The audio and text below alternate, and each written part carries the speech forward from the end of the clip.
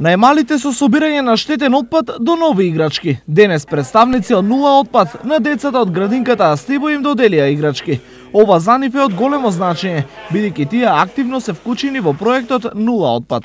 Јас донесов 2 стари батерии. Овие батерии ги донесе од дом, кутијата да ги фрла. Собираме батерии за да повише да не биде чисто околина. Батериите имаат големо штетно влијание, поради ова е потребно и нивно одделување од останатиот отпад. Самите батерии имаат огромна штетност доколку завршат во природата, почвата, бидејќи содржат супстанции кои што се штетни не само за почвата, се штетни и за воздухот. Затоа се поставуваат садови во кои што штетноста што самите батерии ја имаат е соодветно поставена.